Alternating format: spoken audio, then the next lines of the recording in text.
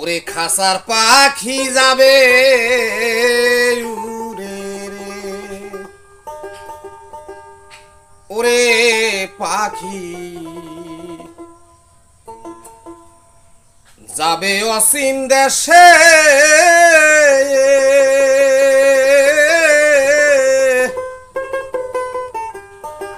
ওরে পিঞ্জিরা সারিয়া পাখি কোন দিন যাবে উড়ে রে, অসীম দেশে যাবে পাখি রে।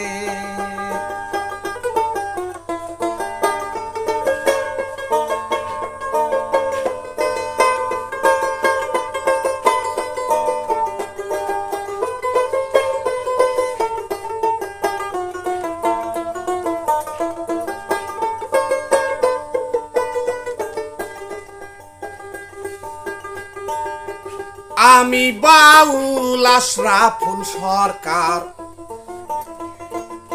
সালা মোজানাই মুসা নবীর কিছু কথায় আজকে তুলে ধরতে চাই রে, খাসা ছেড়ে যাবে পাখি রে, ওরে পাখি অসীম দেশে আর পিঞ্জিরা সারিয়া যাবে, অসীম দেশে আর রে।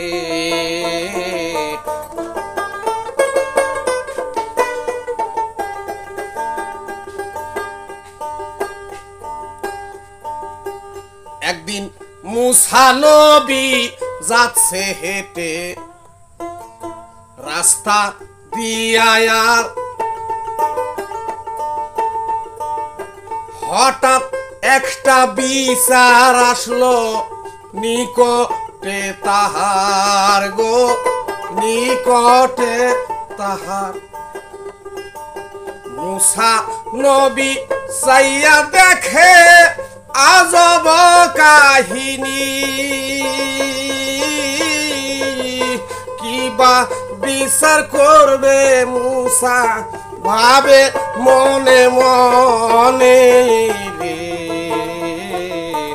অসীম দেশে যাবে পাখি রে।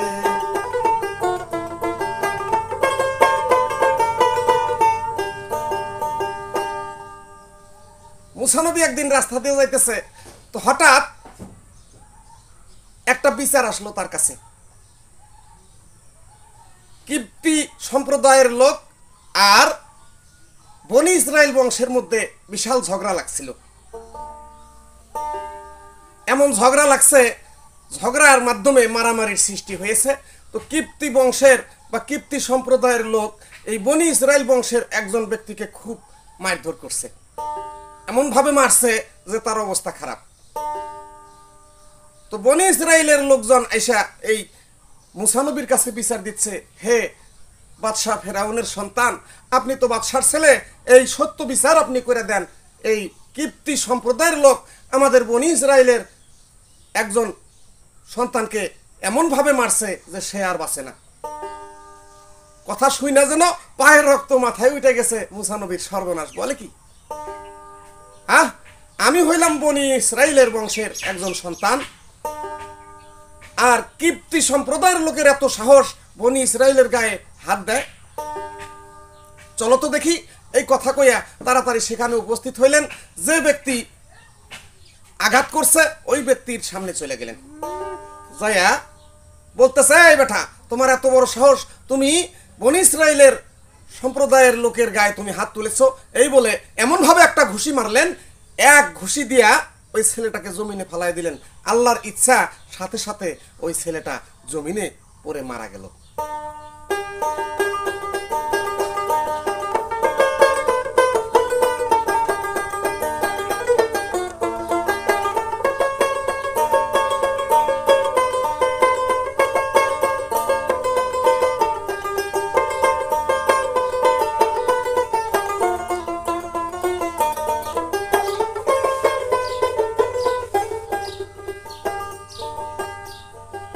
সাথে সাথে যখন মারা গেল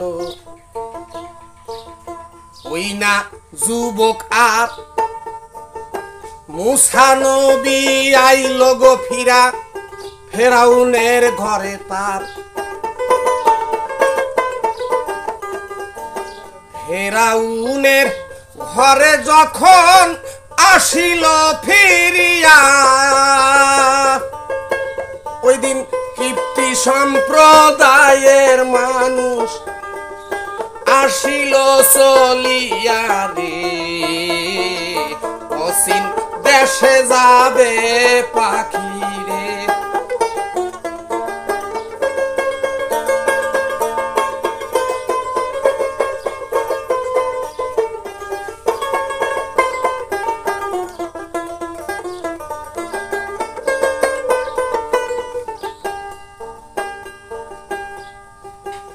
কিপ্তি সম্প্রদায়ের লোকজন আইসা বিচার দিল বাদশার কাছে আর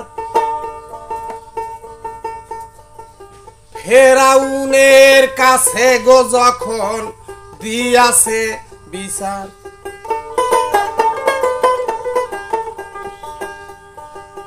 এইটার বিচার চাই গো আমরা সূক্ষ্ম বিচার জানি আপনার ছেলে মারছে গো মোদের বিচার করেন এখনই রে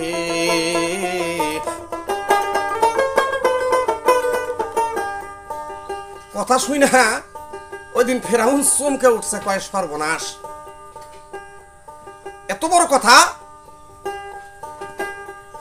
তোমাদের গায়ে হাত তুলেছে মুসা বলছে হ্যাঁ বাদশাহ আলম্পনা আপনার সন্তান বলে আমরা কিছু বলি নাই এক ঘুষিতে একজনকে মারছে মামলা দায়ের করল যখন তারা বিদায় গেল হইয়া এদিক ফেরাউনে ডাকতে গইয়াছে মন্ত্রীকে তার যাইয়া মন্ত্রী ছিল তার হামান দেখো আসিল এইবার রাজ দরবারে যুক্তি করে তারা সবাই মিলায়ার রে দেশে যাবে পাখি রে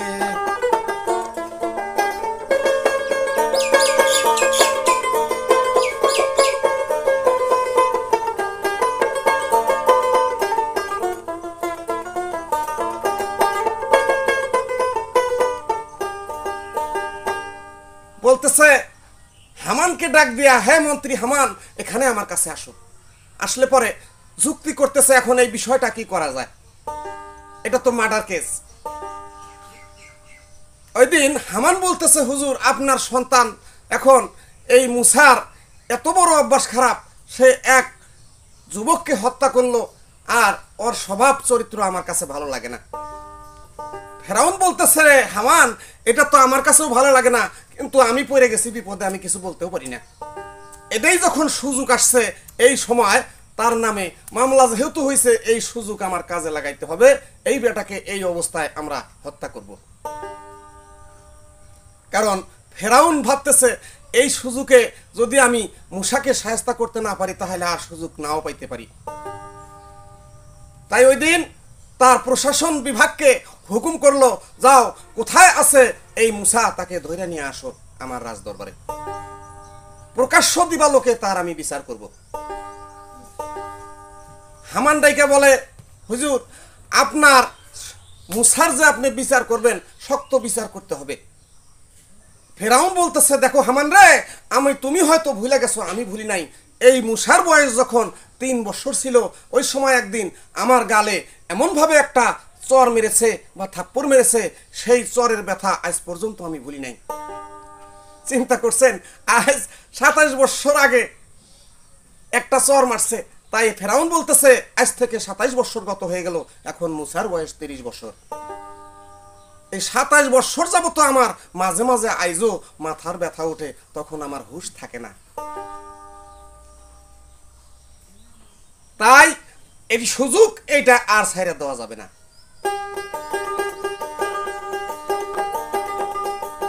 কথা শুই না প্রশাসন বিভাগ মুসাকে ধরিবে এইবার। এদিক রাত্রের বেলা স্বপ্ন দেখায় আমার আপে পরোয়ার গো। মুসা নবীরে স্বপ্নে বলে আপে মালেক সাই, মুসা বাঁচতে চাইলে চইলা যাও তুমি দরিয়া পাড়ি দিয়াই রে অসীম দেশে।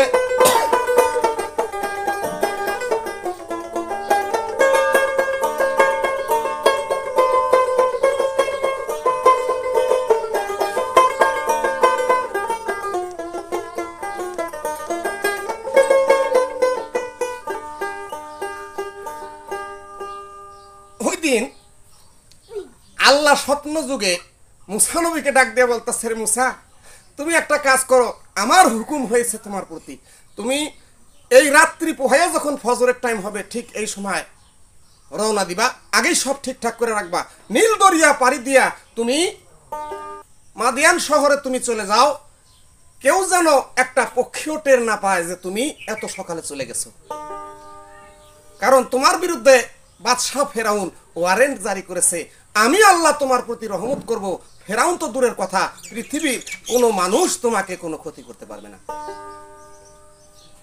ওরে সেইখানেতে আছে গো তোমার খালার বাড়ি, আর তোমার খালুই আছে গো ববে জীবিত রে, আর সোয়াইব নবী আমার একজন নবী ভবের পরে, তোমার খালু নিশ্চয় তিনি যাইবা তাহার বাড়ি রে অসীম দেশের।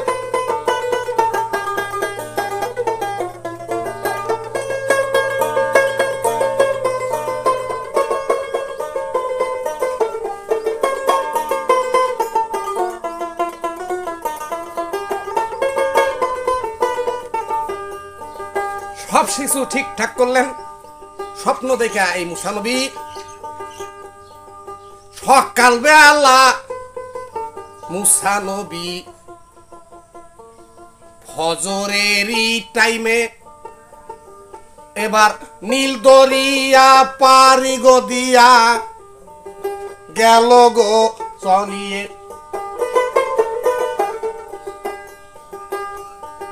ময়দান শহরে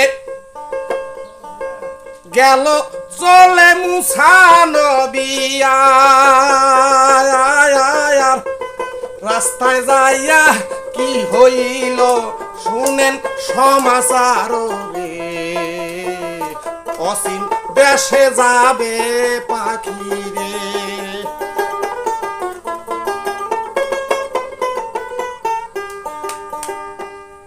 অর্ধেক রাস্তায় যাইয়া বেলা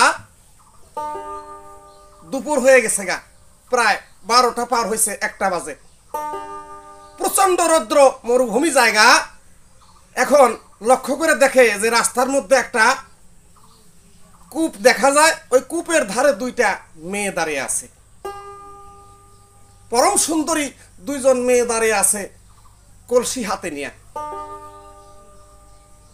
মুসা নবী আস্তে আস্তে তাদের কাছে চলে গেলেন, যাওয়ার পর ওই নারী 2জনকে দেখা এই প্রচন্ড রৌদ্রের মধ্যে জিজ্ঞাসা করতেছে সালাম দিয়া, হে বোন তোমরা কারা, কেন তোমরা এই রৌদ্রের মধ্যে এইখানে তোমরা দাঁড়িয়ে আছো? ওই নারী 2জন বলতেছে, ভাই তুমি কোন দেশি যুবক জানি না, তবে আমরা 2জন এই দেশের মধ্যে একজন নামি দামি ব্যক্তি আছে যার নাম হইল হযরতে সোয়াইব আলাইহিস সালাম, আল্লাহর একজন নবী, সেই সোয়াইব আলাইহিস সালামের বেটি আমরা 2জন। বড় বোনের নাম সফুরা, ছোট বোনের নাম জফুরা। তোমরা এখানে কি করতেছ? যে আমরা এই অত্র এলাকার মানুষ এই কূপের পানি পান করি। এই কূপের পানি আমরা বকরিকে খাওয়াই, গাভীকে খাওয়াই, এই কূপের পানি দিয়ে আমরা চাষাবাদ করি। তো আমরা বকরির পাল আছে আমাদের, এই বকরির পালকে আমরা পানি পান করাবো। প্রচন্ড তৃষ্ণা পেয়েছে, কিন্তু এই কূপের ঢাকনা খুলতে পারতেছি না, আমরা পানিও উঠাইতে পারতেছি না। বলতেছে প্রত্যেকদিন কিভাবে পানি খাওয়াও তোমরা? ওই নারী দুইজন বলতেছে, দেখো ভাই, আমাদের কিছু কামলা আছে, এরা সারাদিন কাজকর্ম করে, বিশ্রাম নেওয়ার জন্য হয়তো কিছুক্ষণ পর আসবে, তখন তাদেরকে বললে তারা 10 জনে ধইরা এই ঢাকনাখানা সরিয়ে দিবে। একজনে বা দুইজনে এই ঢাকনা সরানো যাবে না, এত ভারী ঢাকনা। মুসা নবী কয়, ও এই ব্যাপার, ঠিক আছে, তাহলে তোমরা একটু অপেক্ষা করো, তোমাদের আর কষ্ট করতে হবে না। এই বলিয়া মুসা নবী কোন কাম করিল, ওদিন বিসমিল্লাহ বলিয়া যাইয়া ঢাকনিতে ধরিল। হাত লাগাইয়া মুসা নবী চটকা মারে তার, ওরে তুলার মতো উইরা গো যাচ্ছে ঢাকনি খানে বারো রে, অসীম দেশে যাবি পাখি রে।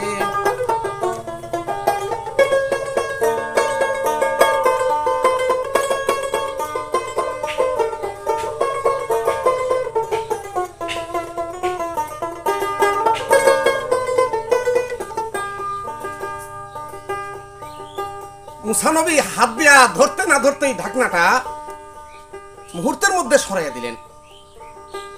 এখন পানি উঠাবে কে বা আরো, দেখে বালতি রশি আছে, মুসা নবী বালতি লইয়া নামায় কুয়াতে গো, ওরে কুয়ার মধ্যে নামাইয়া পানি দিল উঠাইয়া, ওদিন পানি বকরিকে পান করাইয়া দুইজন, ওরে পানি কলসিতে লইয়া রে, অসীম দেশে যাবি পাখি রে।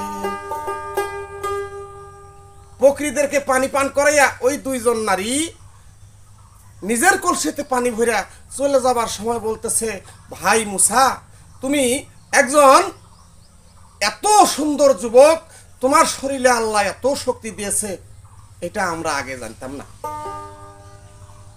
অত্যন্ত খুশি হইলেন ওই নারী দুইজন মুসা নবীকে দেখা, বলতেছে, ভাই যুবক, তাহলে থাকো, এখন আমরা চলে যাই। মুসা নবী যাবে কোথায়? মুসা নবী ওই সোয়াইব আলাইহিস সালামের বাড়িতেই যাবে, কিন্তু ওই নারী দুইজন জানে না, আর মুসা নবীও তাদেরকে ঘটনাটা খুলে বললেন না। ওরে নারী দুইজন গেল গোসলে, তাদের ওই না বাড়ি, এত তাড়াতাড়ি বাড়ি গেল বন্ধু, দেখলো সোয়াইব নবী। সোয়াইব নবী দেখা বেটিকে ডাকিল তখন, বেটি এত তাড়াতাড়ি আইলা পানি লইয়া, কেমনে আমারে বলো না রে, অসীম দেশে যাবি পাখি রে। বলছে, রে বেটি, আজকে কেন এত তাড়াতাড়ি দুপুর সময় তোমরা কলসি ভরে পানি নিয়ে আসলা? আজকে এত তাড়াতাড়ি তোমাদেরকে কে পানি উঠিয়ে দিল? এখনো তো কামলা কৃষানেরা এখনো খেতে থেকে উঠে নাই যে তোমাদের কূপের ঢাকনা উঠিয়ে দিবে। ওই দিন বেটি দুইজন সোয়াইব আলাইহিস সালামকে খুলা বলতেছে, আব্বা হুজুর, আপনি জানেন না, ওই রাস্তা দিয়ে এক সুন্দর আকৃতির যুবক আসতেছিলেন, এই যুবকের সাথে আমাদের দেখা। যুবকের কাছে আমরা যখন ঘটনা খুলে বললাম, সে আমাদেরকে পরিচয় জিজ্ঞেস করেছিল। বলার সাথে সাথে ওই যুবকের কি তেলেসমাতি, সে হাত দিয়ে ধরা মাত্রই ঢাকনাখানা যেন শূন্যভাবে উঠে গেল। একাই সে এই ঢাকনাখানা উঠাইলেন, যে কাজটা 10 জনে খুব কষ্টে করে।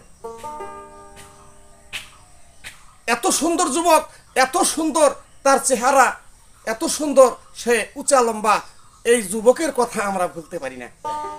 সোহাইব আলাইহিস সালাম বলতেছে, বলো কি মা, এত বড় উপকার করলো তোমরা এই রোদ্রে থেকে এত তাড়াতাড়ি বাড়ির থেকে আসলে, আর সেই যুবককে তোমরা একবার দাওয়াতও করো নাই আমার বাড়িতে? বলতেছে, না আব্বা হুজুর, আমরা দাওয়াত করি নাই। আরে দেখতে দেখতে কিছুক্ষণ পর মুসা নবী আর সুয়াইব নবীর বাড়ি যাইয়া পৌঁছিল। এইবার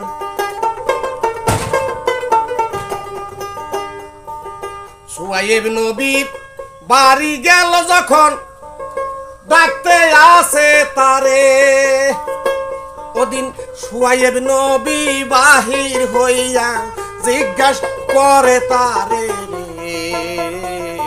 অসীম দেশে যাবি পাখি রে। সোহাইব আলাইহিস সালাম আল্লাহর নবী, তিনি জিজ্ঞেস করতেছে, বাবা তুমি কে, তোমার বাড়ি কোথায়? আল্লাহ তাআলা পাক রব্বুল আলামিন তিনি ওই মুহূর্তে সোহাইব আলাইহিস সালামকে জানিয়ে দিয়েছেন, জিবরাইলকে, ফেরেশতা জিবরাইলকে দিয়া, হে আমার নবী সোহাইব, এই মুহূর্তে তোমার বাড়িতে মিশর থেকে হযরত মুসা আলাইহিস সালাম আসতেছে, যিনি একজন আমার প্রেরিত পয়গম্বর হবে এই দুনিয়ায়। আসলে পরে তোমার বাড়িতে তাকে জায়গা দিও। আর আল্লাহ তাআলা আরো বললেন, তোমার বড় বেটি সফুরার সাথে তুমি মুসাকে বিয়া দিও, এবং তোমার হাতে যে হযরত আদম আলাইহিস সালামের হাতের লাঠিখানা আছে, এই লাঠিখানা থেকে উপহার স্বরূপ তাকে দান করে দিও। তবুও সবকিছু জানার পরেও সোহাইব আলাইহিস সালাম মুসাকে জিজ্ঞাসা করতেছে, বাবা তুমি কে? ওই দিন মুসা বলে, ও গো খালু জান, আপনাকে যাই কইয়া আপনি আমার সম্পর্কে খালু হবেন, বলতেছি বিনায়া।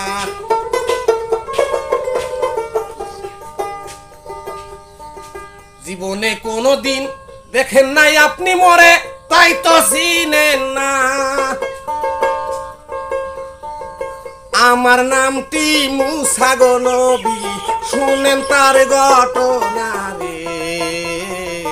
অসীম দেশে যাবি পাখি রে।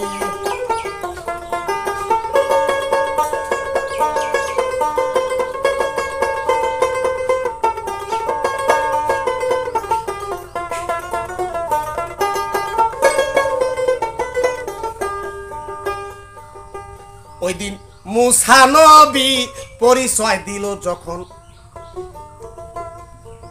সোহাইব নবী কয়, বাবা আসো তুমি মোর বাসরে, নাই তো তোমার ভয়। আদর কইরা ঘরে লইয়া বসাইয়া তারে, সুন্দর খানা খাওয়াইলো ওই না মুসা নবী রে। অসীম দেশে যাবি পাখি রে।